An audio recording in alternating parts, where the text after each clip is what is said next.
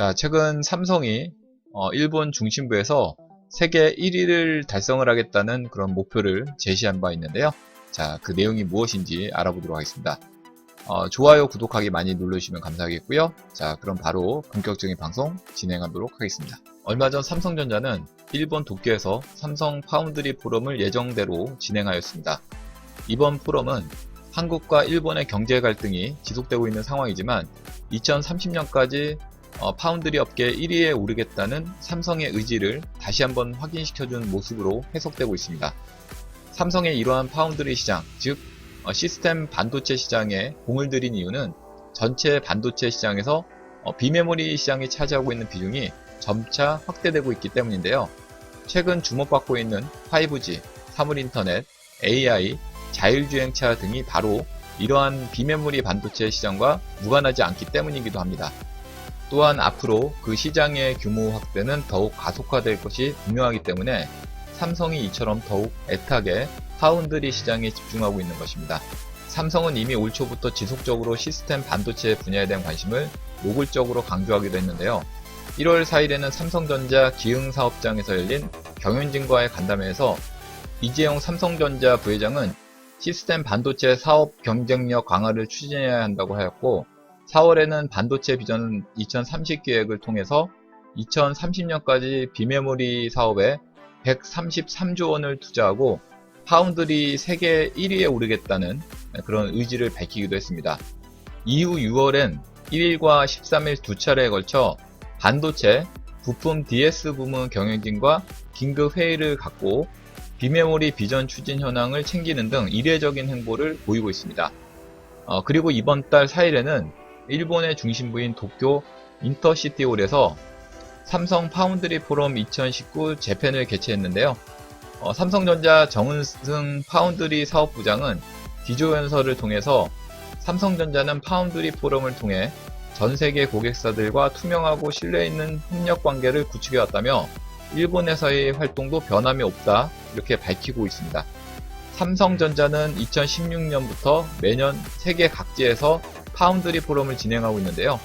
올해는 5월 미국 캘리포니아를 시작으로 6월 중국 상하이, 7월에는 서울에서 포럼을 열었었고 이번엔 도쿄에서 진행한 것입니다.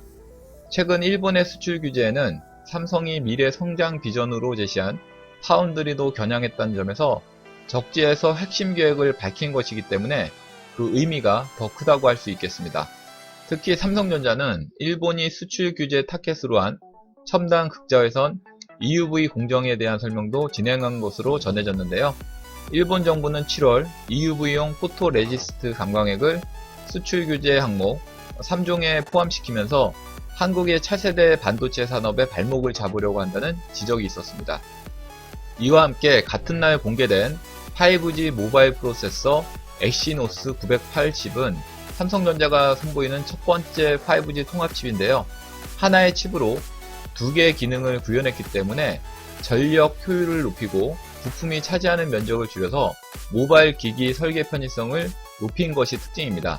삼성전자는 이미 지난해 엑시노스 모뎀 5100 출시를 통해 5세대 이동통신 시대를 여는데 견인차 역할을 했고, 이번에 첫 5G 통합 모바일 프로세서인 엑시노스 980으로 5G 대중화에 기여해 나갈 것이라고 밝혔습니다.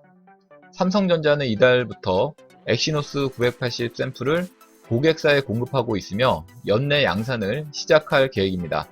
한편 글로벌 시장조사 업체 트렌드포스에 따르면 올해 1분기 기준 삼성전자의 파운드리 시장 점유율은 19.1%로 대만 TSMC에 이어 2위를 기록하고 있습니다.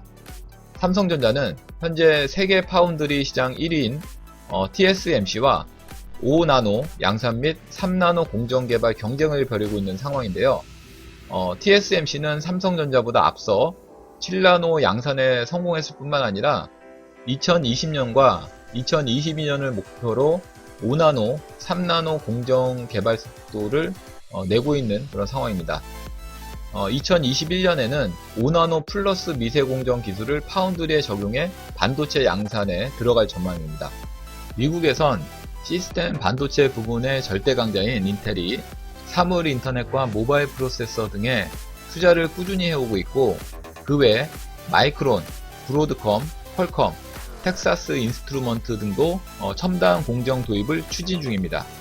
이처럼 글로벌 반도체 업체들의 무한 경쟁은 절대 만만한 상황이 아니기 때문에 삼성에서 보다 적극적인 자세로 혁신적인 제품 개발에 앞장서야 할 시기입니다.